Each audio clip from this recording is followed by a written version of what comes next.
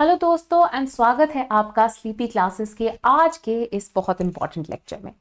Now again this is something that I have constantly reminded and एक और बार मैं इसको रिपीट करना चाहती हूँ, the importance of multi dimensionality when it comes to UPSC।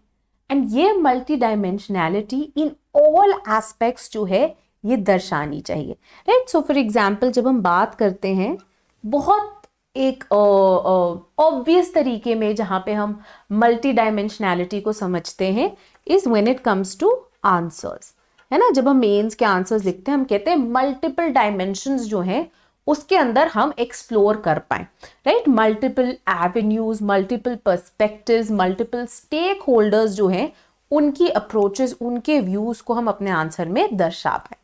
But very importantly, in your preparatory stage also, this multidimensionality is of great use. It's of great purpose, right? And why is that?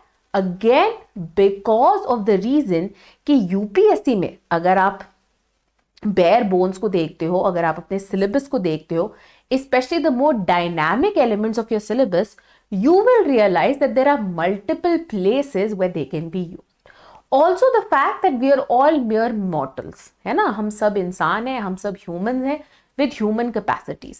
While there we might vary a little bit, overall जो है एक human capacity है to be able to learn, to be able to retain things.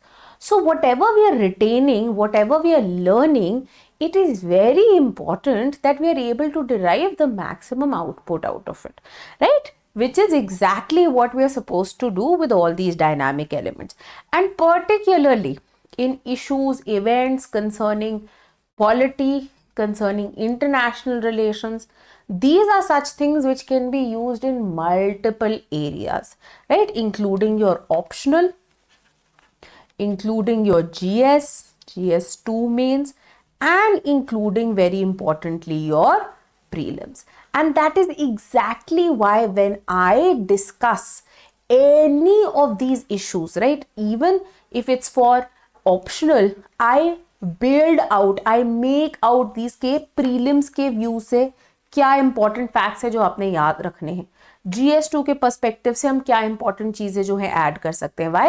Because आप optional का paper तो दोगे, पर optional के पेपर के देने से पहले आपने प्रीलिम्स क्लियर करना है एंड देन आपने जीएस के अंदर भी जो है बेहतरीन मार्क्स लाने हैं, राइट। सो देयरफॉर प्रिपरेशन के टाइम पे to understand these multi dimensional aspects is of utmost importance for students. So it's these small things that makes a lot of difference, right? Now today's main issue of concern is one nation one election bill. अभी मुद्दा नया नहीं है, ये मुद्दा बहुत time से चलता जा रहा है, राइट। बीजेपी की जब सरकार आई थी तब से उन्होंने बात की थी अपनी मैनिफेस्टो में, one of the things that they had mentioned continuously was the fact कि भैया हम साइमल्टेनियस इलेक्शंस लेके आएंगे, राइट। नाउ वेरी इंपॉर्टेंटली ये सरकार पहली बार ऐसा नहीं है कि इन्होंने ही उठाया है मुद्दा of simultaneous election. In fact this has been a matter of great debate and discussion prior also, right? Now you will know that previously India had simultaneous elections in our initial general elections, right? And उसके बाद जो है because of the dissolution of certain legislative assemblies, उसके बाद से जो है ये simultaneous elections का पूरा टाइम टेबल जो है वो हिल गया। तो इससे पहले भी न्यूमरस लॉ कमीशंस ने ये मुद्दा जो है इस पे जवाब देने की कोशिश की है that what is the ideal scenario, right? Are simultaneous elections desired? If they are desired, then why, right? And then very importantly, what are the constitutional aspects of it? कि अगर हम दोबारा simultaneous elections को लाना चाहते हैं हमें कुछ constitution में changes लाने पड़ेंगे, वो कौन से changes है, कैसे लाए जाएं, and then the administrative side of it, right? How do we arrange for these massive elections to happen as well, right? So these are certain topics, these have been certain issues that have been in news, that have been in vogue, that have been in discussion for quite some time. But now with the introduction of the bill and with its passage in the Lok Sabha, right, जहां पे nearly 298 members ने जो है 296 members ने जो है agree किया, 198 members के around ने जो है oppose किया, right? Now इसको रेफर किया जाएगा to a joint parliamentary committee. But the fact that now serious moves are being made with respect to introduction of constitutional amendment bills to put into flow the coming in of one nation, one elections. Now, what are certain things that you should know, right? What is one nation, one election? Then very importantly, ये constitutional bills क्या हैं, right? But साथ ही में बहुत important चीज जो आपको पता होनी चाहिए थी, प्री एग्जिस्टिंग क्या है, राइट? प्री एग्जिस्टिंग जो कॉन्स्टिट्यूशन के एग्जिस्टिंग जो प्रोविजंस हैं वो क्या बात करते हैं. एंड वेरी इंपॉर्टेंटली प्रीलिम्स के लिए वो बहुत जरूरी हो सकते हैं, वो फैक्ट्स बहुत जरूरी हो सकते हैं. देन प्रपोज्ड बिल के अंदर क्या कुछ चेंजेस हैं जो कि लाए जाएंगे. देन वेरी इंपॉर्टेंटली कमिटीज बिठाई गई हैं, उन कमिटीज के बारे में आपको पता होना चाहिए, उनके नाम के बारे में आपको पता होना चाहिए, राइट? तो these are certain aspects, right? And then lastly obviously the pros and cons of the debate, उसको हम डिस्कस करेंगे.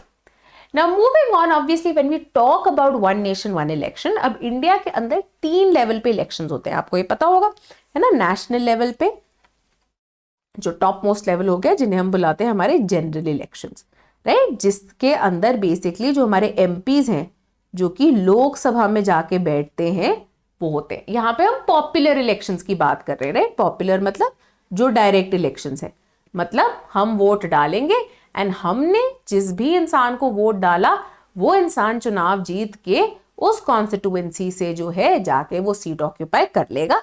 We are not talking here about indirect elections, ठीक है, जो कि हमारे राज्यसभा, प्रेसिडेंट की इलेक्शंस इन सब के लिए होते हैं, राइट? सो डायरेक्ट इलेक्शंस के अंदर टॉप मोस्ट हायरार्की पे आते हैं हमारे जनरल इलेक्शंस, जहां से एमपीज टू द लोकसभा जो है उनका चुनाव होता है एंड यही डिसाइड करते हैं फिर हमारी गवर्नमेंट को, हमारी नेशनल गवर्नमेंट को, राइट? जहां पे जो मेजॉरिटी पार्टी है उनके जो लीडर हैं वो प्राइम मिनिस्टर बनते हैं एंड ये जो है गवर्नमेंट बनाते हैं. देन ऑब्वियसली हमारे स्टेट इलेक्शंस होते हैं जिनको हम अपने असेंबली इलेक्शंस भी बोलते हैं, जहां पे जो हमारे एमएलएज हैं वेरियस असेंबली इलेक्शंस के, वो जाते हैं हमारे लेजिस्लेटिव असेंबलीज के अंदर, इनका चुनाव होके, और जो स्टेट गवर्नमेंट्स है इन हिसाब से बनती है. एंड वेरी इंपॉर्टेंटली इन दोनों के जो इलेक्शंस हैं उनको कंडक्ट, सुपरवाइज, सारी अरेंजमेंट कौन करता है? जो इलेक्शन कमीशन ऑफ इंडिया है वही करते हैं. एंड देन ऑब्वियसली तीसरे टीयर पे after the introduction of the 73rd and 74th amendment act, mandatory हो गया हमारे जो लोकल सेल्फ गवर्नमेंट्स हैं, जो हमारी पंचायती राज इंस्टीट्यूशंस हो गई, municipalities, municipal corporations in whatever forms the urban local bodies में काम, उनके जो इलेक्शंस हो गए, राइट? वो हमारा 3rd tier of popular elections होते हैं, जिन्हें जो हमारी स्टेट इलेक्शन कमीशंस हैं वो कंडक्ट कराती हैं. Now, when we talk about simultaneous elections for now, or when we talk about the issue of one nation, one election, what we refer to is simultaneously, मतलब इकट्ठे election होना, कौन कौन से? जनरल इलेक्शन एंड असेंबली के elections, right? तो state and national level के जो इलेक्शंस हैं वो इकट्ठे कराना, इसको हम वन नेशन वन इलेक्शन कहते हैं. अभी के लिए ये जो 3rd टीयर है इसको बीच में नहीं लाया जा रहा है. Now this has come after much debate and discussion, and इसी के ऊपर चर्चा करने के लिए high level committee also was set up on simultaneous elections to Lok Sabha and state assemblies. Now one very important fact for prelims that you should know is who it was headed by, because often these committees are known after the persons who head them, उनके नाम, and this was headed by a former president Ramnath Kovind ji, ठीक है? तो इनके द्वारा ये headed थी and इन्होंने अपनी रिकमेंडेशंस जो है आगे रखी, जहां पे इन्होंने बोला कि साइमल्टेनियस इलेक्शंस के बहुत फायदे हैं, right, to both your Lok Sabha and state assemblies. But apart from this they also stated that in fact we can go ahead and हमारा जो 3rd टीयर है उनके अंदर भी जो है हम ये साइमल्टेनियस इलेक्शंस का आइडिया जो है उसे फर्दर कर सकते हैं, जहां पे with in 100 days of the elections, general elections, municipalities and panchayat के इलेक्शन जो है कराए जाए. However, this is something which is still on hand, standby. The main discussion is with respect to Lok Sabha and state assemblies के simultaneous election, which is what the bills also deal with. Right? तो दो bills जो हैं law minister द्वारा introduce कराए गए on December 17th, 2024, which is the 129th Constitution Amendment Bill as well as the Union Territories Laws Amendment Bill of 2024. Now very importantly, एक चीज जो आपने याद रखनी है, वेरियस प्रोविजंस जिनके साथ डील करता है आर्टिकल 368, राइट, जो कि कॉन्स्टिट्यूशन अमेंडमेंट जो है उसके बारे में बात करता है ना। Very importantly for the purpose, right, parliament को यूनियन लिस्ट के अंडर पावर दी गई है इन इलेक्शंस के साथ के जो प्रोविजंस हैं उनके साथ डील करने के लिए ना। यहां पे अमेंडमेंट लाने के लिए special majority is needed, but special majority of what kind? The first kind, जहां पे आधे लोग प्रेजेंट हो and then 2/3 of the members present वो वोट करे टुवर्ड्स दैट बिल। ठीक है, तो आधी जनता तो आए, जो आधी हाफ ऑफ द मेंबर्स जो है उन्हें प्रेजेंट होना चाहिए, and then 2/3 of the members present and voting should vote in support of that particular bill. The second category of special majority, wherein a further ratification is required from half of the states, right, from half of the state assemblies, that does not apply to these constitution amendment bills. ठीक है, तो यहाँ पे states की ratification की requirement नहीं है, मतलब elections में changes लोकसभा एंड राज्यसभा की स्पेशल मेजॉरिटी के थ्रू ही लाए जा सकते हैं। स्टेट्स के अंदर, स्टेट्स में स्टेट्स का, स्टेट्स की असेंबलीज का इसके अंदर कोई से नहीं होगा, because the ratification is not required. Right, now again this is something that you must remember in this regard. Now what is the next step? Lok Sabha में पास हो गया है। In the next step, now they will be sent to the Joint Parliamentary Committee so that एक wider stakeholder approach के साथ जो है इस पे discussion की जा सके, so that some sort of agreement can be reached. Now, according to the rules of procedure and conduct of business of the Lok Sabha, जो speaker हैं ओम बिरला, वो अनाउंस करेंगे कि ये जो जॉइंट पार्लियामेंट्री कमिटी है इसकी कॉम्पोजिशन क्या होगी। Now what are the rules? The rules state that maximum strength जो है 31 हो सकती है, एंड मेंबर्स कहां से आते हैं? दोनों ही हाउसेस से, लोकसभा से भी, राज्यसभा से भी, and usually 21 members of parliament आते हैं लोकसभा से एंड 10 आते हैं राज्यसभा से। Now BJP, because this is the single largest party in the parliament, right, most probably it will be headed, the JPC will be headed by a member of parliament from the BJP, and mostly क्योंकि ये strength के हिसाब से members आते हैं, maximum जो members हैं that will also be dominated by the BJP. अब कितने टाइम में रिपोर्ट देनी है, that is something again that will be decided by the Lok Sabha speaker, कि आपके पास इतना टाइम है जिसके अंदर आपने डिस्कशन करनी है, वाद विवाद करना है, and on that basis you have to submit your report, right? This is going to be the work that the JPC is going to perform. Now very importantly, ये जो बिल लाए गए हैं इनके मेन फीचर्स क्या हैं when it comes to the 129 Constitution Amendment Bill? Now very importantly, जैसे कि हमने बात की, first thing first, यहाँ पे एक 82A आर्टिकल जो है इसके बारे में बात की जाती है, राइट, जिसको ऐड किया जाएगा।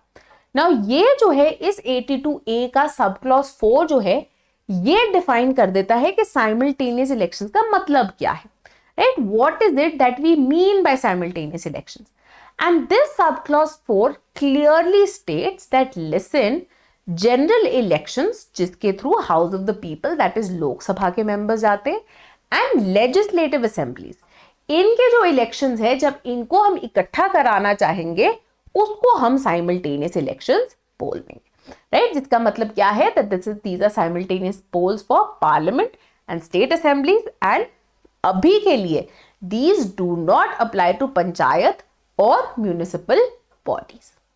Now second is that when can this take place?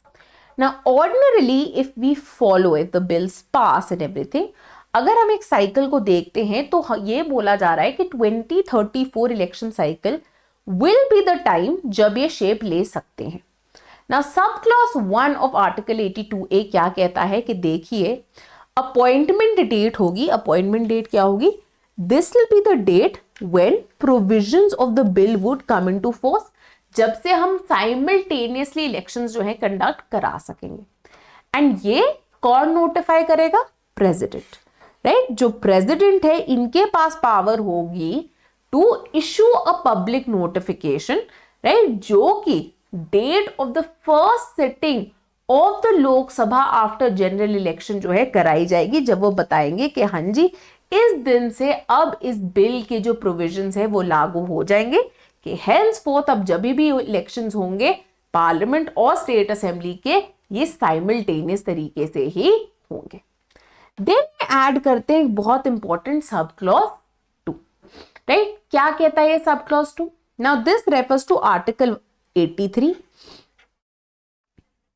जो पार्लियामेंट के टर्म के साथ डील करता है, एंड देन आर्टिकल 172 जो कि स्टेट असेंबलीज के साथ डील करता है, राइट। यूजुअली हमें पता है कि पार्लियामेंट का भी टर्म अनलेस डिसॉल्व्ड उससे पहले is 5 years, and same is the case with your state assemblies as well, as far as article 172 is concerned. Now what do they say?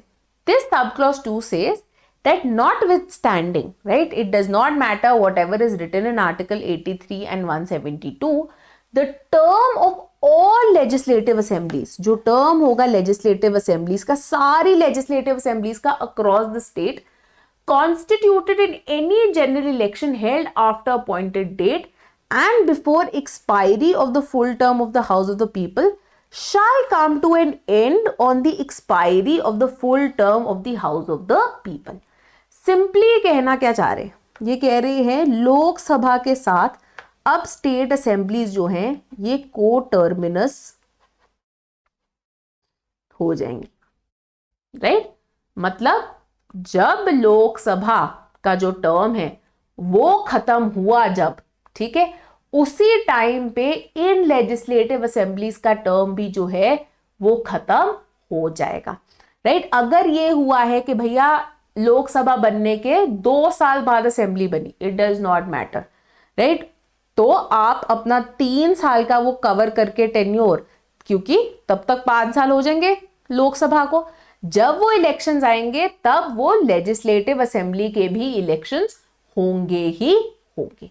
Now this is very interesting, why? Because इससे पहले article 83 and 172 both of them did not refer to mid-term elections, मतलब कि अभी term बाकी हो but term खत्म होने से पहले ही इलेक्शंस हो जाए, राइट। तो अब ये क्लॉज के कारण क्या होगा, that a lot of legislative assemblies that may not have completed a full 5 years also may have to witness elections. Why? Because लोक सभा का टर्म जो है वो पूरा हो गया है। Then comes your sub clause 3. ये क्या कहता है, ये सिंपली प्रोवाइड करता है कि देखिए same as before election commission of India जो है कंडक्ट कराएगी इन जनरल इलेक्शंस को, चाहे वो लोकसभा के हो या लेजिस्लेटिव असेंबलीज के हो, और इनको साइमल्टेनियसली कंडक्ट करवाएगी।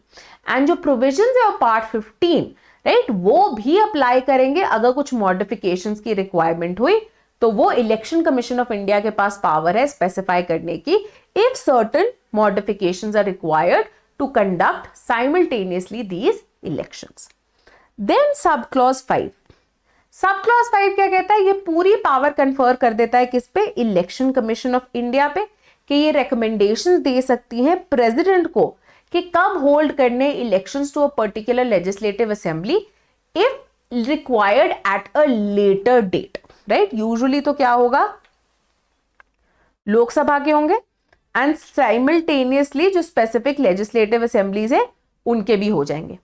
नाउ व्हाट हैपेंस इफ से सम स्टेट XYZ, वहां पे लॉ एंड ऑर्डर की सिचुएशन थोड़ी खराब है जिसके कारण इलेक्शंस कंडक्ट करवाए नहीं जा सकते हैं, तो ये इस पे ओपिनियन कौन देगा, election commission of India opinion देगा कि देखिए अभी जो है इवन दो हम चाहते हैं साइमल्टेनियसली हो जाए इलेक्शन, बट अभी के लिए इलेक्शन नहीं कराए जा सकते बिकॉज ऑफ सर्टेन रीजन, से लॉ एंड ऑर्डर खराब है या कुछ और हुआ है जिसके कारण इलेक्शन नहीं कराए जा सकते। तो इसीलिए instead of simultaneously at a later date when the specific conditions get better, when the right circumstances prevail, तब जो है हम यहाँ के इलेक्शन करा देंगे। ये ओपिनियन कौन देगा प्रेसिडेंट को? इलेक्शन कमीशन ऑफ इंडिया देगा। Now very importantly sub clause 6 इसी सब क्लॉज 5 की एक और क्लैरिफिकेशन भी दे देता है। ये क्या कहता है? ये कहता है कि जब ये जो स्टेट असेंबली थी जहां पे इलेक्शंस डेफर हो गए क्यों? क्योंकि इलेक्शन कमीशन ऑफ इंडिया ने opinion the president of India को कि भैया अभी इलेक्शन नहीं करा सकते जब साइमल्टेनियस इलेक्शंस बाकियों के हो रहे बिकॉज ऑफ सर्टेन सिचुएशन, तो हमने लेटर डेट पे जो है इलेक्शन कराए। दिस डज नॉट मैटर कि उनका टर्म कितना होगा। इसका मतलब क्या है कि notwithstanding anything in article 172 the full term of the legislative assembly shall end on the same day as the end of Lok Sabha का टर्म, राइट? तो वही चीज जो हम पहले बोल रहे थे कि को टर्मिनस होगी। तो अगर लोकसभा का इलेक्शन जो है से कराया जाता है on a certain date and उसके एक साल बाद because of certain reasons legislative assembly का इलेक्शन कराया जाता है which was deferred on the opinion of the election commission of India, तो उसकी टर्म कितनी होगी? उतनी ही होगी जितनी लोकसभा की है। जिसका मतलब क्या है कि लोकसभा को तो पूरे 5 साल पूरे हो गए, बट वो लेजिस्लेटिव असेंबली को एक्चुअल में कितना टर्म मिला?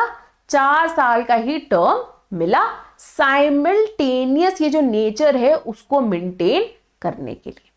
सब क्लॉज 7 जो है ऑफ आर्टिकल 82A ये क्या प्रोवाइड करता है कि देखिए जब इलेक्शन कमीशन ऑफ इंडिया जो है ये प्रोवाइड करेगा at the time of notifying the election to the general of the legislative assembly the date on which the full term of the legislative assembly shall come to an end. तो जिस दिन उन्होंने date declare कर दी उसी दिन वो बता देंगे कि देखिए एट दिस डेट जो है इनका टर्म खत्म हो जाएगा। तो डेट डिक्लेयर करना आसान क्यों है? Because that date is determined by Lok Sabha जिसका ऑर्डिनरी टर्म क्या है? 5 years। So as per that जो है वही उसी डेट पे जो है लेजिस्लेटिव असेंबलीज का टर्म भी जो है will come to an end. तो ये 7 सब क्लॉजेज हैं जो कि प्रपोज किए गए हैं under the said constitution amendment bill. Now very importantly this amendment bill also brings about certain changes in article 83 जो एक existing article है apart from adding a new article 82A। Article 83 जो है डील कर रहा है जैसे कि हमने पहली बात की थी with the life span of Lok Sabha the house of the people which is usually 5 years unless it is dissolve earlier, right? No confidence motion pass हो गई या कुछ हो गया जिसके कारण जो डिसॉल्व हो गई। Now at present आर्टिकल 83 की 2 सब क्लॉज है। जो ये बिल है ये फर्दर 5 और सब क्लॉज जो है ऐड करने की बात करता है। Essentially these sub clauses are in support of whatever provisions will be added via article 82A। Basically ये क्या कहते हैं कि अगर लोकसभा डिसॉल्व हो जाती है before the end of term, सबसे इंपॉर्टेंट मुद्दा क्या है ना कि यूजुअली तो टर्म क्या है 5 साल का है और यही 5 साल जो है डिटर्मिन कर रहे लेजिस्लेटिव असेंबली के टर्म भी, ठीक है ना। What if no confidence motion pass हो गया तो डिसॉल्व हो गए बिफोर इट्स फुल टर्म, तो क्या लेजिस्लेटिव असेंबलीज भी हम डिसॉल्व कर, जैसे 3 साल में ये डिसॉल्व हो गई तो अब दोबारा हम 3 साल बाद लेजिस्लेटिव असेंबलीज के भी करवाएं। तो इन्होंने क्या कहा, कहते नहीं, in this duration what we can do is that rather than holding this entire big circus of elections again both for the general election and then for the legislative assemblies as well, what we will do is that we will only have elections for the next Lok Sabha. But जो next Lok Sabha constitute होगी, this will only be for the unexpired term. ठीक है? That is the date of the dissolution to the 5 years of the first day of meeting of that previous Lok Sabha. जिसका मतलब क्या है कि मान लीजिए 3 साल बाद डिसॉल्व हो गई, ठीक है, 3 साल बाद डिसॉल्व होगी जिसके कारण दोबारा से इलेक्शन करवाने पड़े, तो अब जो नई आएगी वो 2 years के टर्म के लिए आएगी, ठीक है, ये 2 years के टर्म के लिए आएगी। तो इसका मतलब क्या था, पहली चीज तो ये डिसवेड करेगा कि आप just for the sake of it no confidence motion ना पास करें. You in fact wait it out till the full term is completed, right? So this will discourage just passing no confidence motions for the sake of it. Why? Because you will only get to serve the remaining term, right? Another very important sub clause क्या propose करता है कि जो new house form किया जाएगा, right? Just because ये remaining term को ही serve कर रहा है, इसका ये मतलब नहीं it is the continuation of old one. No, it is a new house but for limited term, right? For the remaining term. But what will happen is that any bills which were pending in the house before it was dissolved, right? All of those bills will also expire the same way that it happens when the house has completed a full term of 5 years. ठीक है, तो अब दो चीजें हो जाएगी कि bills भी सारे एक्सपायर हो जाएंगे, तो आपको नए सिरे से पूरी शुरुआत करनी होगी. And secondly you will only get to serve the reminder term till 5 years exhaust, जिसके बाद दोबारा साइमल्टेनियस इलेक्शंस होंगे एंड दोबारा जो है आपकी लोकसभा के इलेक्शंस जो है उन्हें कंडक्ट कराया जाएगा. ठीक है, तो ये जो है एडिशंस कराई गई हैं आर्टिकल 83 में, ये आपको अब याद होनी चाहिए. अब रीजंस क्या दिए जा रहे हैं by the government for having this simultaneous election. ना पहली चीज तो हिस्टोरिकल रीजन, वो कहते हैं ये हम पहले नहीं सजेस्ट कर रहे, पहले भी ये होता था कि in fact Lok Sabha and legislative assemblies के इलेक्शंस साइमल्टेनियसली होल्ड किए गए थे 1951, 52 में, 57 में, 62 में, 67 में, and it is only 68 and 69 में when a lot of legislative assemblies ended up being dissolved prematurely that simultaneous elections came to an end. So this isn't something new. In fact, we want to go back to those days. Right? साथ ही में ये कहते कि देखिए एक और बहुत इंपॉर्टेंट रीजन है कि elections are very expensive and time consuming, and the fact कि ये डिफरेंट स्कैटर्स में होते रहते हैं, तो कंटिन्यूसली खर्चा जो है हमारा होता रहता है. Then very importantly they also state, क्योंकि जब इलेक्शन होते हैं तो मॉडल कोड ऑफ कंडक्ट जो है इम्पोज कराया जाता है, जिसके कारण ये क्या कहते हैं कि पूरी जो डेवलपमेंट के प्रोग्राम्स होते हैं, पॉलिसीज होने होते हैं, वो सस्पेंड कर दिया जाता है, right, that is put on hold, जिसके कारण जो नॉर्मल पब्लिक लाइफ है वो डिसरप्ट हो जाती है. देन एडमिनिस्ट्रेटिव रीजंस भी हैं, बहुत एडमिनिस्ट्रेटिव मशीनरी रखती है जिनको उनके नॉर्मल रेगुलर वर्क से हटा के, राइट, तो कितने लोग प्रोफेसर्स जो होते हैं, जो वेरियस गवर्नमेंट एम्प्लॉयज होते हैं, पैरामिलिट्री ट्रूप्स जो हैं जिन्हें लाया जाता है, राइट, तो इन सबको डिप्लॉय किया जाता है इलेक्शन ड्यूटीज के लिए. तो ये कितनी ज्यादा एडमिनिस्ट्रेटिव इनएफिशिएंसी जो है वो लेके आ रहा है.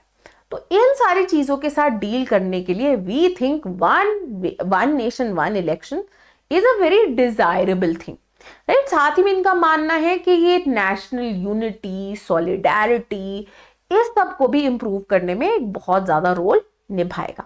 तो ये जो है कुछ रीजंस दिए गए हैं by the supporters and by the government also in putting forward the one nation one election, right. Now again ये भी उन्होंने बोला कि इससे पहले भी बातचीत हुई है, right. So for example 170th law commission of India की जो रिपोर्ट थी इन 1999 एंड 2015 की पार्लियामेंट्री स्टैंडिंग कमेटी, इन्होंने प्रपोज किया था कि इलेक्शंस को हम 2 क्लस्टर्स में करा सकते हैं एज पर आरपीए 1951, राइट, जहां पे इलेक्शन कमीशन ऑफ इंडिया पहले नोटिफाई करे जनरल इलेक्शंस को 6 months prior to the end of the term, right. तो जो भी टर्म जब भी खत्म हो रहा है उससे 6 महीने पहले ये नोटिफाई कर दे कि इलेक्शंस होने वाले, जनरल इलेक्शंस होंगे to the Lok Sabha, right, before the end of existing Lok Sabha and state assemblies, and उसके इमीडिएटली बाद जो है सारे लेजिस्लेटिव असेंबलीज के जो है करा दिए जाए. तो इन वन क्लस्टर लोकसभा के हो गए, इन द नेक्स्ट क्लस्टर सारी लेजिस्लेटिव असेंबलीज के हो गए. ठीक है. सिमिलरली 2018 में भी लॉ कमीशन ऑफ इंडिया ने एक ड्राफ्ट रिपोर्ट प्रिपेयर की एंड उन्होंने 3 ऑप्शंस दिए. उन्होंने कहा कि आप इन तीनों में से किसी को चूज कर सकते हैं as the ideal option. The first being कि इधर आप एडवांस या पोस्टपोन कर दीजिए कुछ स्टेट असेंबलीज एंड लोकसभा के इलेक्शंस ताकि इकट्ठे हो सके, राइट. सो फॉर एग्जांपल अगर लोकसभा का इलेक्शन टर्म खत्म होने वाला है 2 years में, कुछ असेंबलीज हैं जिनका ऑलरेडी 1 साल पहले जो है टर्म खत्म हो रहा है, तो आप उनको 1 साल की एक्सटेंशन दे दो, से 6 years का जो है उनका टर्म कर दो. ठीक है, 6 years का उनको टर्म कर दो एंड कुछ जो है जो लेटर हो रही थी उनको आप प्रीपोन कर दो थे, वो 3 साल में ही डिसॉल्व हो गई ताकि इकट्ठे जो है इलेक्शन कराए जा सके। देन इन्होंने एक और प्रपोज किया कि इलेक्शंस जो है 2 क्लस्टर्स में भी कराए जा सकते हैं, राइट। मतलब कि आप क्या करो, आप कुछ स्टेट्स को एक साथ, जितने स्टेट्स हो सकते हैं एक साथ लोकसभा के साथ, उनके साथ करा दो एंड बाकी सारे स्टेट्स को एक साथ करा दो। Another proposal was that all elections that fall in the same calendar year, right? अगर 2000 से 24 में कुछ इलेक्शंस हो रहे हैं, आप उन सारों के इलेक्शंस जो है इकट्ठे करो।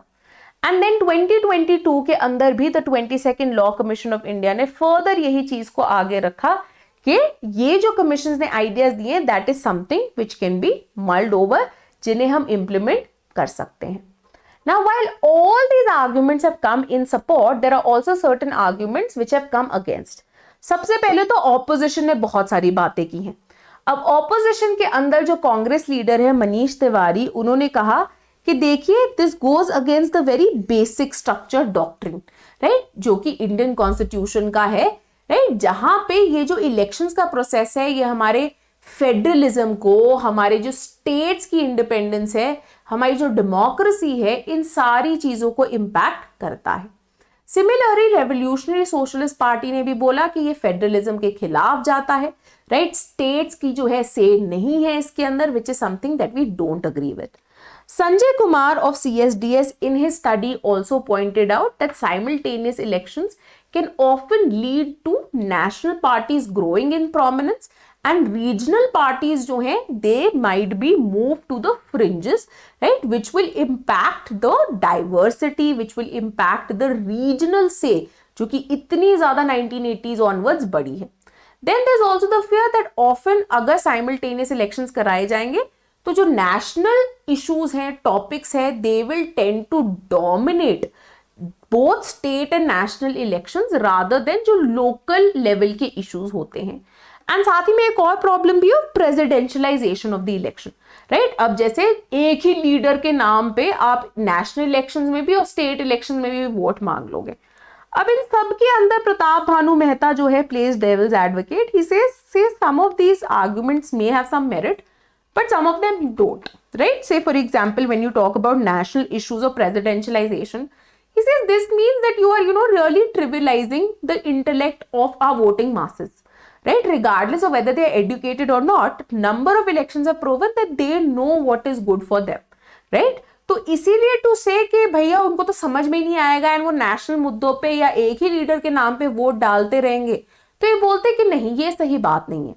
Then very importantly, Dr. Pramod Kumar also says that to just believe that national parties will make all the gains and regional parties will be just pushed out, that is also जो कि statistical errors हो सकते हैं, उतने ज्यादा data या number हमारे पास नहीं है to prove the same, right? So they say that this is something which can be tested and tried out, but the shift is obviously going to be a very difficult one. It's going to be a very fraught one, right? तो it remains to be seen कि ये किस तरह से आगे चल के pan out होगा, right?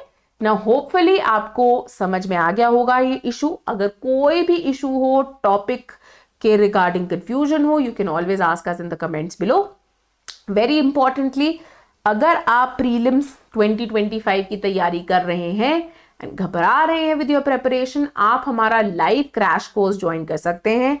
हमारे पास लाइव जीएस का भी क्रैश कोर्स है, लाइव सीसैट का भी क्रैश कोर्स है, and we also have a maha combo जहां पे you get live GS and CSAT के crash course plus GS and CSAT की टेस्ट सीरीज प्लस फैकल्टी से personalised mentorship available at only ₹15,300। इसके अलावा if you already completed your PSIR का foundation but can't cope with the current affairs, you can join our monthly current affairs course which is available at only ₹6,000. And if you're looking to practice answer writing more, you can join our daily practice series, right? जहां पे 160 questions के through जो है regular practice कराई जाती है, supervision provide की जाती है, मेंटरशिप प्रोवाइड की जाती है to help improve your answer writing skills, ताकि मेन से पहले आपकी ऑप्शनल की आंसर राइटिंग पे आपको कंप्लीट कॉन्फिडेंस हो। Right? This was all from me today. Thank you and keep watching Sleepy Classes.